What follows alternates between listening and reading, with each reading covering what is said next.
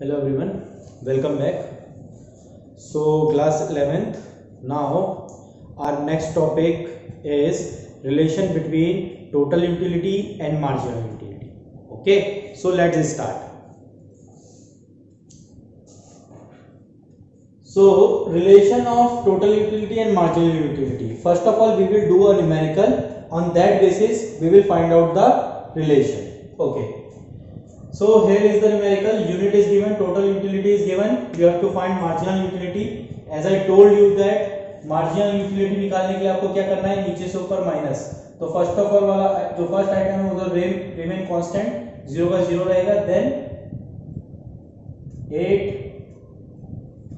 6 4 2 0 -2. Okay, मैंने क्या किया, नीचे से ऊपर माइनस किया है, ये मैं आपको समझा चुका हूं. Okay, now on the basis of this numerical we will find the relation.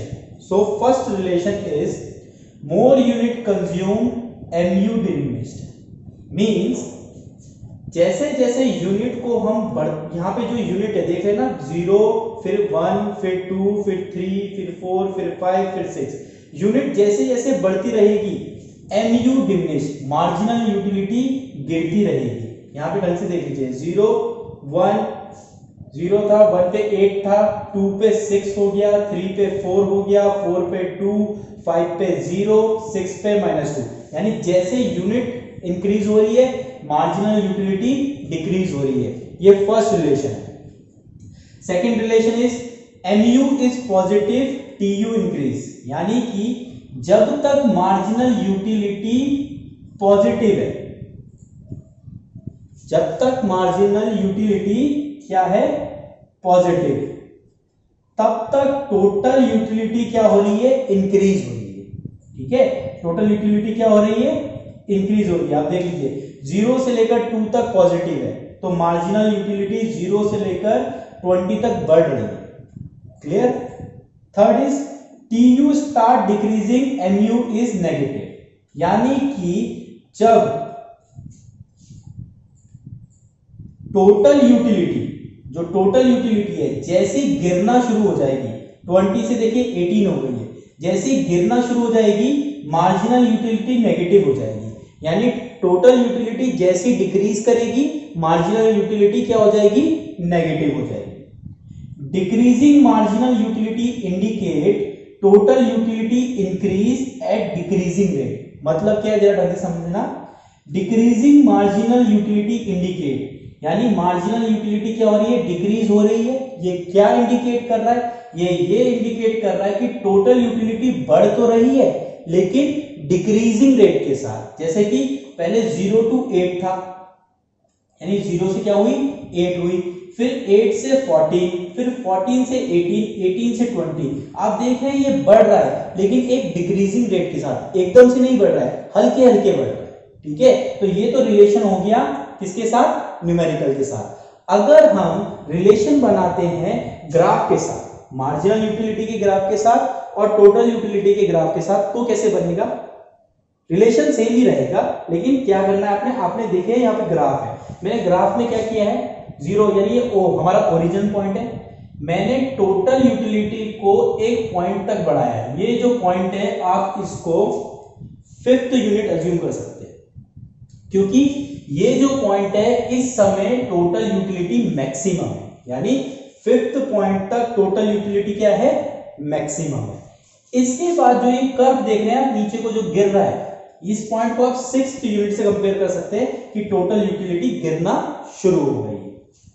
अगर मैं बात करता हूं मार्जिनल यूटिलिटी की, तो मार्जिनल यूटिलिटी पॉजिटिव से शुरू होती है. आप देख सकते हैं प्लस से शुरू होती है, और एक पॉइंट ऐसा आएगा कि जब वो क्या हो जाएगी, 0.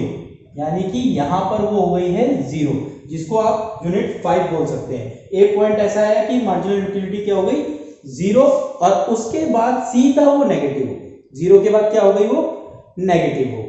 ठीक है, तो इसको अगर हम रिलेशन देखते हैं तो क्या है, TU continue to rise when MU is positive. Total utility तब तक बढ़ रही है जब तक मार्जिनल यूटिलिटी क्या है, पॉजिटिव है. Total utility maximum when MU is 0। Total utility कब मैक्सिमम है? जब मार्जिनल यूटिलिटी 0 हो जाएगी। TU start declining, MU is negative. जैसे मार्जिनल यूटिलिटी नेगेटिव पहुंचेगी, टोटल यूटिलिटी गिरना शुरू हो जाएगी। At last decreasing marginal utility implies total utility increasing at decreasing rate. Same जैसे मैंने अभी आपको बताया, यानी कि जैसे जैसे मार्जिनल यूटिलिटी गिरना शुरू करेगी, टोटल यूटिलिटी इंक्रीज होगी, लेकिन डिक्रीजिंग रेट के साथ हल्के हल्के बढ़ना शुरू होगी।